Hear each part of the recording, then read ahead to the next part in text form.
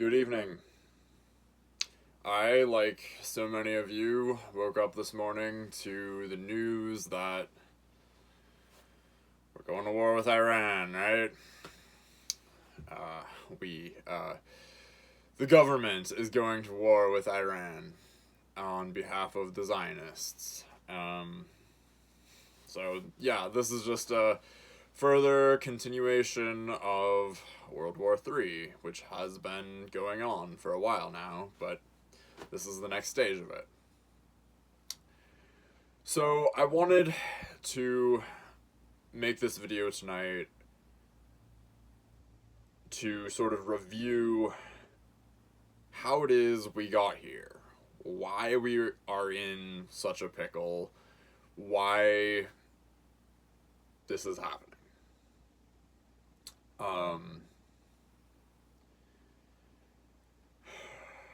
I think I'll start by reading the Albert Pike letter to Giuseppe Mazzini. Albert Pike was a Scottish Rite Freemason at the 33rd degree level.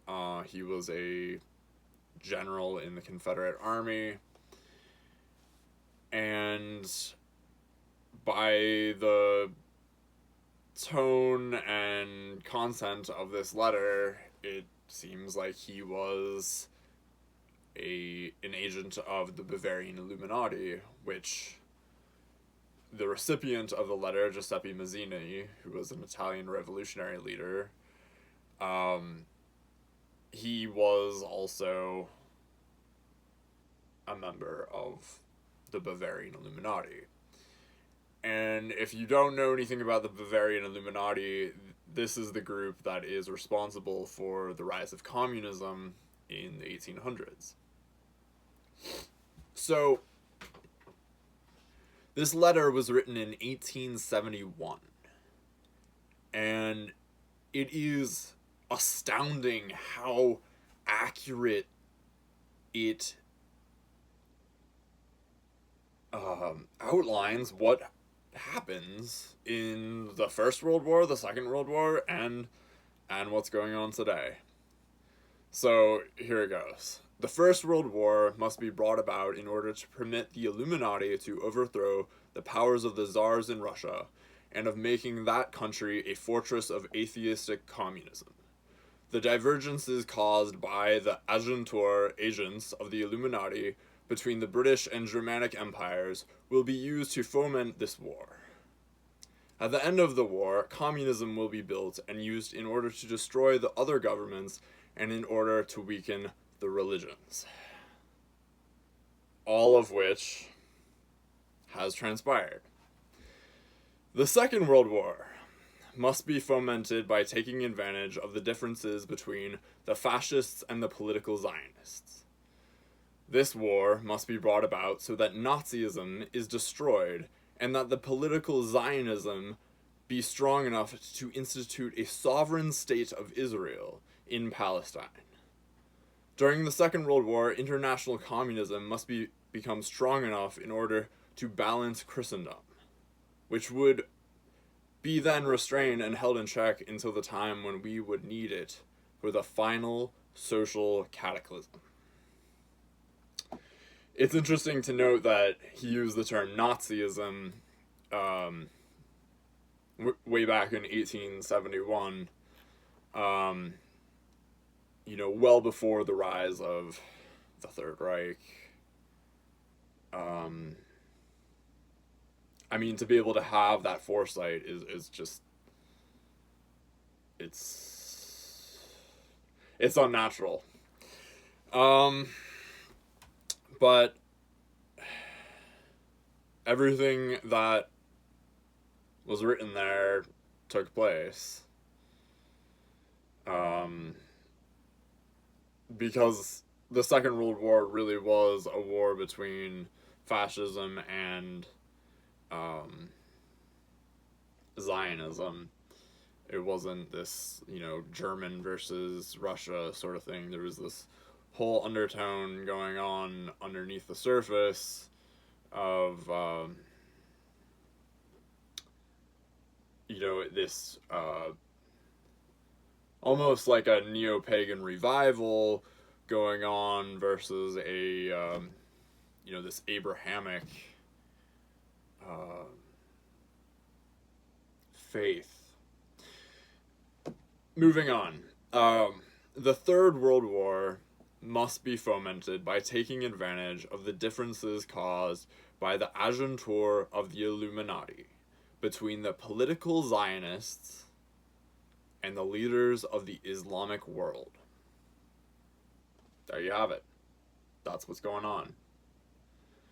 The war must be conducted in such a way that Islam, the Muslim Arabic world, and political Zionism, the State of Israel, mutually destroy each other. Meanwhile, the other nations, once more divided on this issue, will be constrained to fight to the point of complete physical, moral, spiritual, and economic exhaustion. So, America's gonna back Israel, and it looks like in this conflict, China is stepping in to back Iran. Has been giving them a lot of tech. I heard Colonel Douglas McGregor talking about how China gave them a radar system that's good up to like 500 miles or something. And Russia, of course, Russia is trying to create the BRICS nations, this new currency. So they're very much friendly to Iran in this conflict, but they're still dealing with what's going on over in Ukraine, where, to continue with the letter, we shall unleash the nihilists and the atheists, and we shall provoke a formidable social cataclysm which in all its horror will show clearly to the nations the effect of absolute atheism, origin of savagery, and of the most bloody turmoil. So, the conflict in Ukraine, it's really being, it's this like woke versus Christian nationalism, basically, is what's going on. The Western world being very much woke, atheistic, and nihilistic. There's so many people. The town I grew up in, a bastion of atheism and nihilism. The blue and yellow flags were just everywhere when that war started.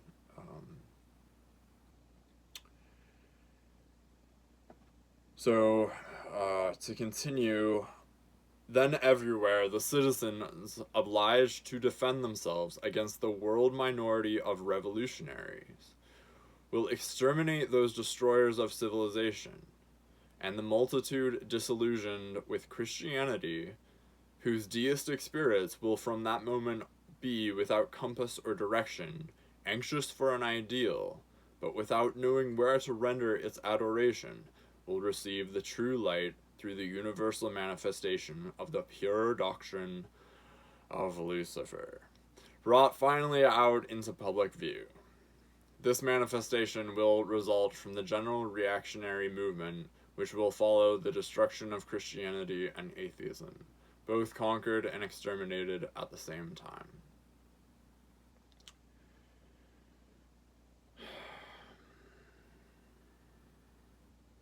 So, in the first part of that paragraph, you have the concept of communism eating their own, which you see everywhere in the woke field of things, where they keep moving the goalposts, and you have to walk lockstep with their agenda, otherwise they'll turn on you. Which it happened to me in my past.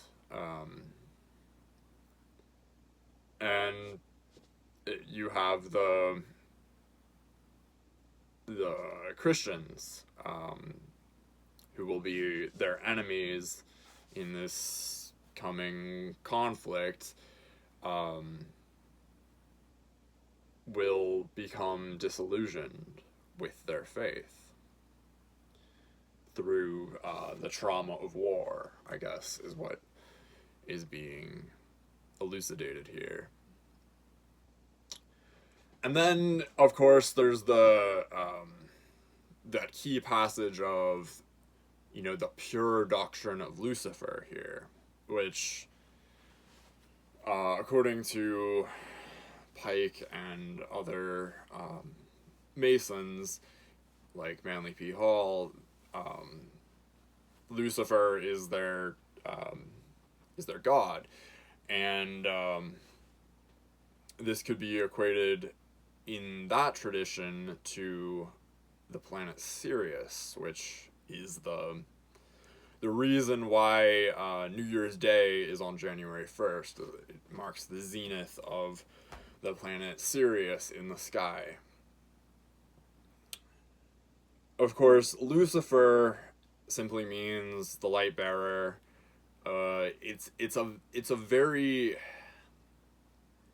It's more of just like a title. It can be applied to really anything that bears light. Of course, the morning star, as it's written in the Bible, the morning star is the planet Venus.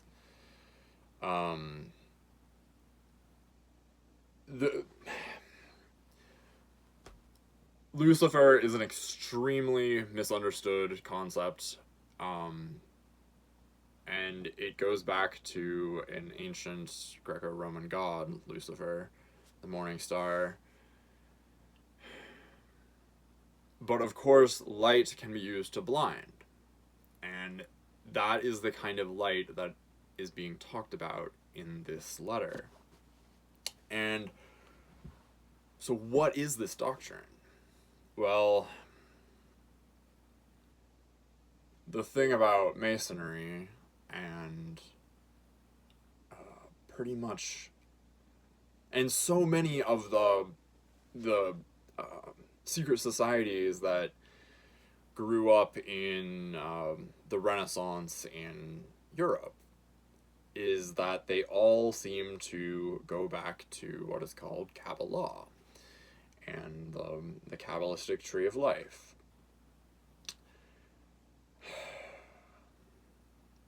This is the treasure that the Templars discovered underneath the Temple of Solomon. And it was the obsession of the European royalty ever since. It was also rediscovered in southern France by certain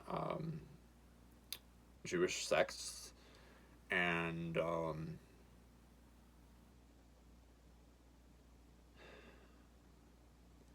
it's really at the core of what Albert Pike is talking about here. And Kabbalah has been a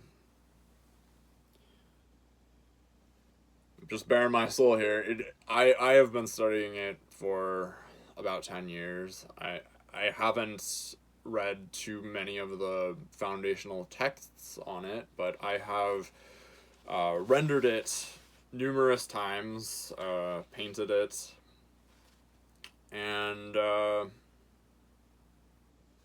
well, that's what it looks like.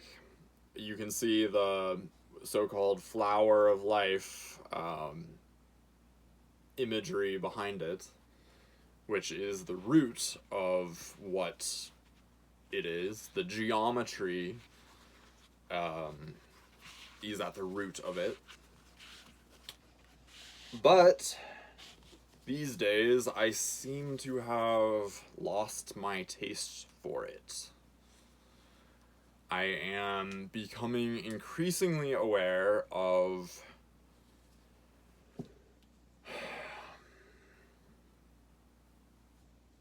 agendas, as I've elucidated thus far,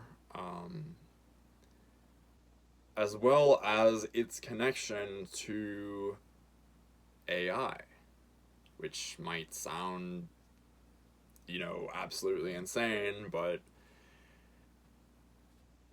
when you study these geometries, these symbols, these layouts, these architecture, city planning, you start to understand that this is energy work. This concept of geomancy, especially, that by aligning buildings in a certain way, you are you can create a circuitry. And this geometry, the hexagram, the flower of life, which is at the core of these three Abrahamic traditions, to bring this back full circle to what I was talking about at the beginning, these three Abrahamic traditions, at the root of them, at the core of them, is this so-called tree of life, which is actually a tree of death. It is a lockdown equation. All three of them go into a they have cube symbolism in all three of their traditions. The Christian cross, if you were to make a cross using just squares, the way it would lay out is how you make a two-dimensional box. Like if you were to make a box out of cardboard, you would lay it out in a cross pattern and then fold it up into a cube.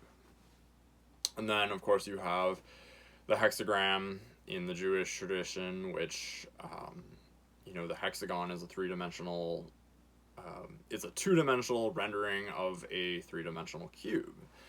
And then, of course, you have the Kaaba in the Muslim faith, which, they all circle around, charging up this cube. All three of these traditions are venerating this cube. They are worshiping this cube that is keeping us all contained. They don't want us thinking outside the box. And, it's just Western civilization. Nope. The Jews have no claim. That was kind of synchronistic there that Thomas Sheridan's voice would show up just out of the blue like that. I didn't even have his video open, I swear. But he did make a video about this very topic this morning. And I thought I'd just give my own take on it.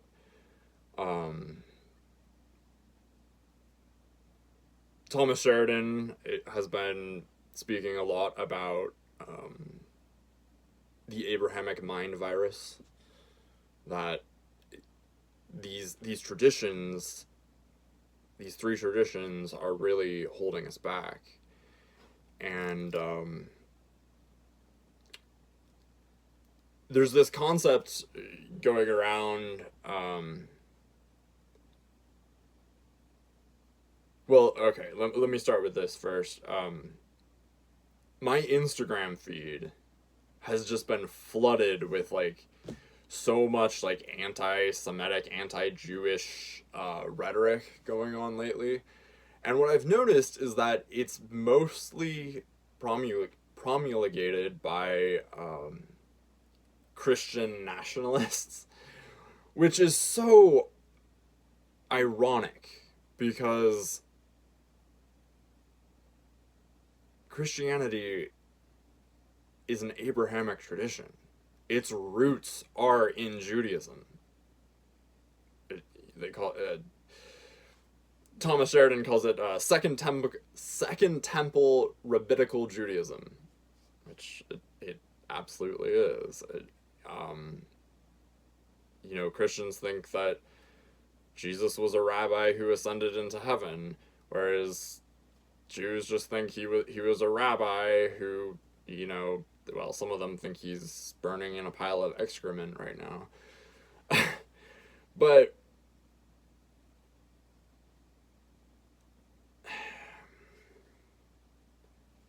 according to John Baines, the writer of The Stellar Man, which is a great book, Jesus was the sacrifice onto the Demiurge, basically, and this Demiurge, John Baines also calls the central computer. So, and that Moses went up the mountain to and made a pact with this great demon that ultimately was Jesus fulfilled the prophecy of. So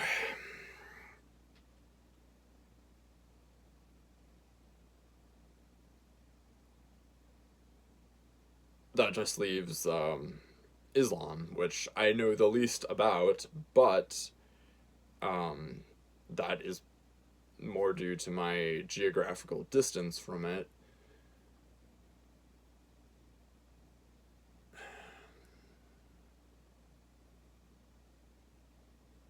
All three of these traditions claim the one true God. And this is a very problematic concept.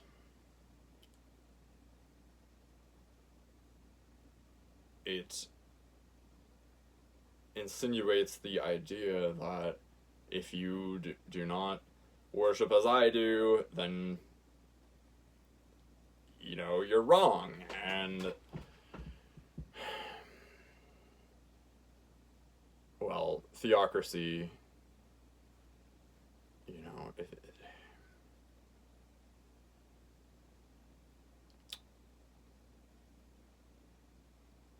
the idea of a totalitarian society being based on a theocracy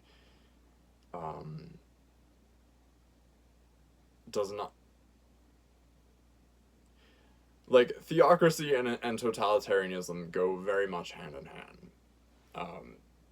In Egypt, there was a figure called Akhenaten who I studied briefly in college, and I'm now, thanks to Sethicus Boza of Black Earth Productions, learning more about how his society, he was not this loved and revered figure as I learned about in college, creating the city of Amarna. One of the things he actually did was he instituted the worship of him in every citizen's home. They had to have an altar to him and what was known as the Aten. And the Aten replaced the polytheistic tradition there in Egypt, where the chief god amongst the many gods was Amun-Ra, the sun god. And so Amun worship was replaced with Aten worship. And this ten shows up in Kabbalah.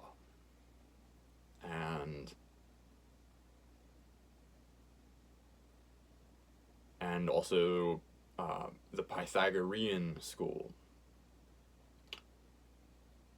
And what is a 10? A 10 is a 1 and a 0. This is the basis of binary code.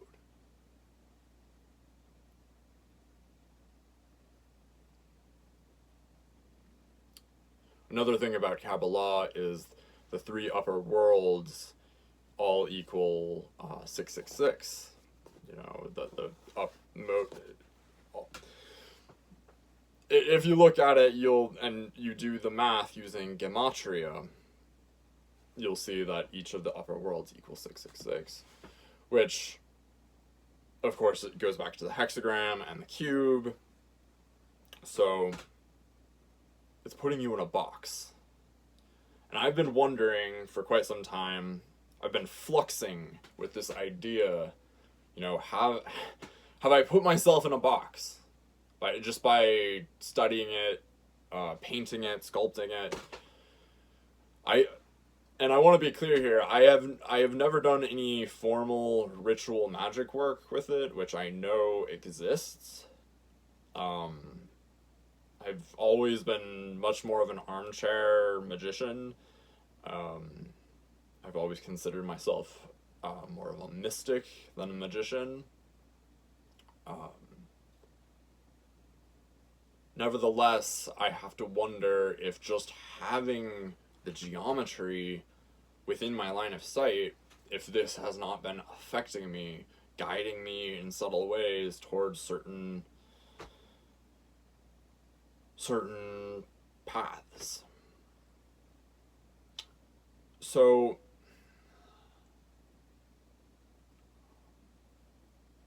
and of course, I still feel like I've learned so much from studying it.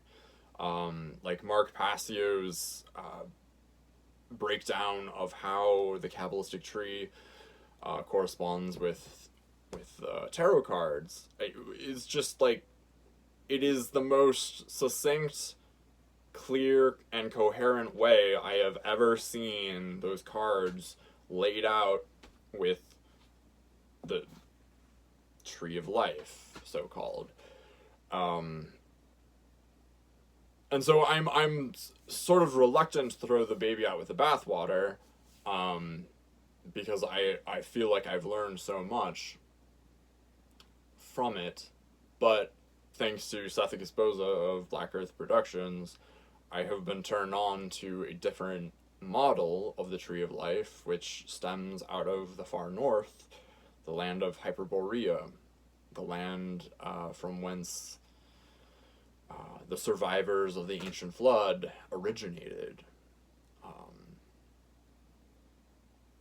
And that model is not based on hexagons. It is based on squares. You can see the squares here.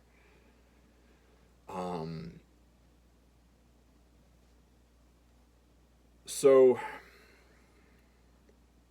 I've been studying this new geometry and just sitting with it.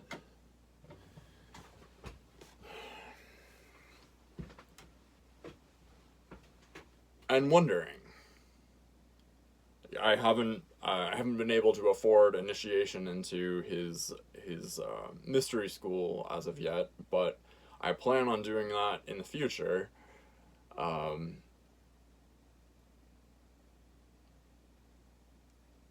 There's something very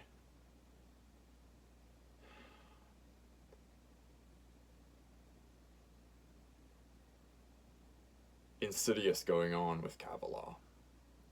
There's something that just doesn't feel right anymore. And of course, like, Tolkien talked about, you know, like the one ring to rule them all. And that this one, which the one is the magician in the tarot, being at the top of the Kabbalistic tree.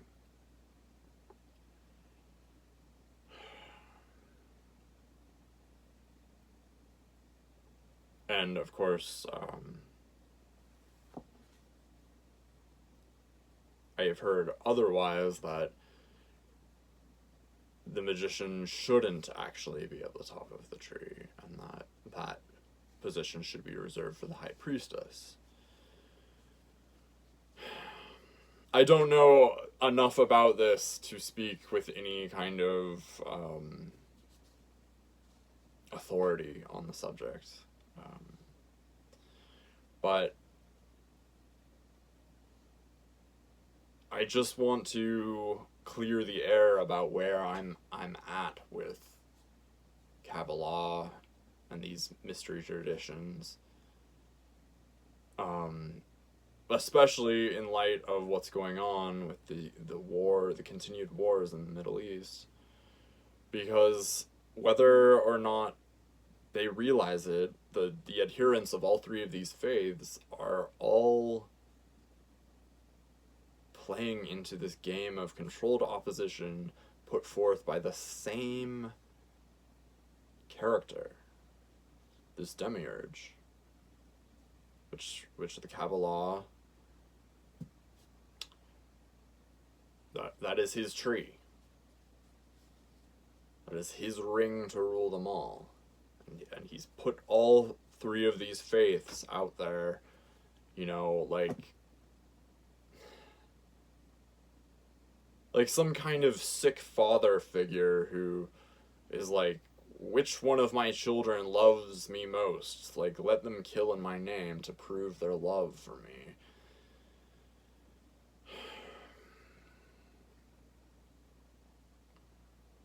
Whereas the pagan way, which comes out of the north, the land of Hyperborea, the Father wants to see us rise to be like him.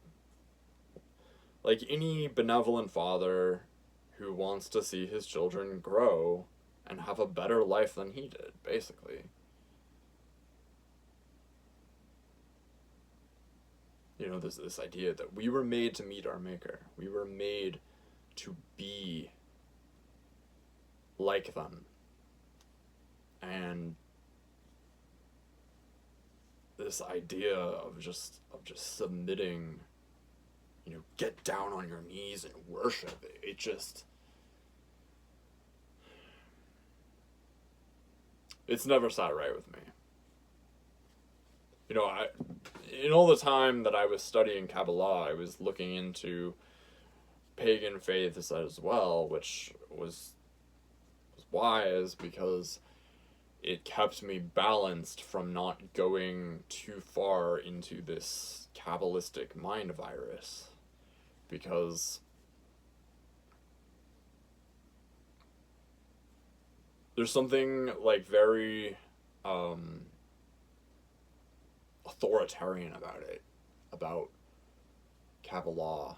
It's very hierarchical. It's very,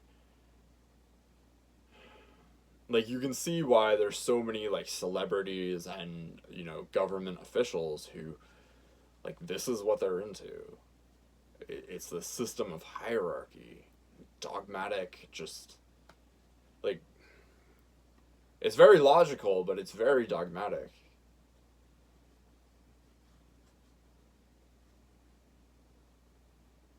And it's ultimately artificial. That this idea that sometime in the ancient past, this virus like showed up in the Middle East, this mind virus, and you know this is the land of the deserts, the jinn, and that, you know, somebody rubbed a lamp and, you know, this Jehovah, like,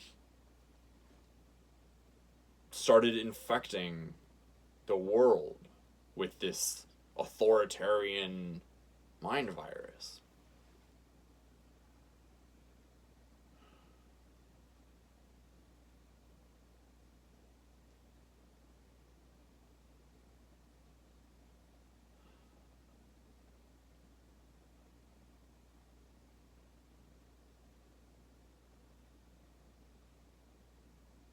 So, in the interest of peace, stopping these wars, I would urge each and every one of you to look inside of yourself to find that ancient tradition of your ancestors, of everyone's ancestors. I promise you, if you reach far back enough, as I have, I've gone beyond, my modern ancestors, who all, were Christians or Jews, and I've reached back to my ancestral homeland of Ukraine and discovered within my blood this true path, this true tradition. And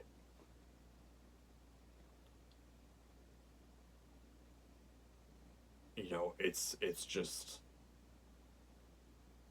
it's lit up my world. So I would urge each and every one of you to reach back farther, to go farther. There is a wellspring there waiting for you.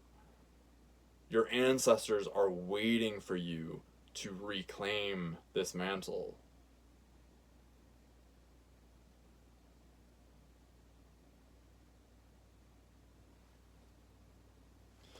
And with that, I'm going to end it here. Gods be with you.